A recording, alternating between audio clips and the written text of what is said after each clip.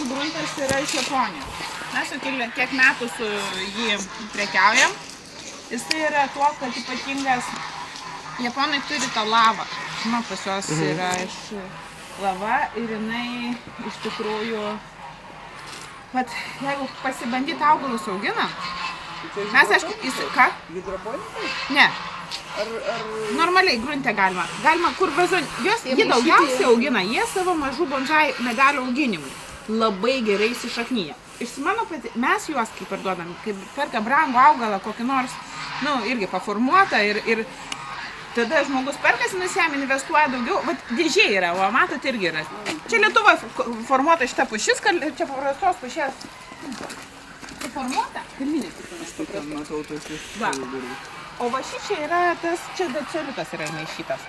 Ir tas akadama gruntas. Jisai kaip pabalo, tai galim išlaistyti jau, vienas dalykas patogu. Žinau, kad kaip šaknyjas jame. Aš iš tikrųjų turėjau augaliuką. Paskui pas mane jo liko ir aš svogūną kišau laiškams. Aš negalėjau po kelių savaičių, aš turėjau išmesti su viskuo. Jisai neįlenda, į tą va gruntą taip išleidžia šaknis, kad aš jau jo nupurtyti ir panaudoti kitam kartą niekaip negalėjau, nes tas svogūnas taip subujojo tos šaknis tame grunte, kad ant svogūno tikrai galima buvo pamatyti.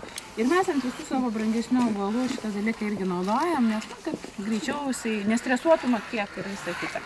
O tas žalias tai yra ceolitas. Apie ceolitą irgi yra mineralus kasamas Ukrainai.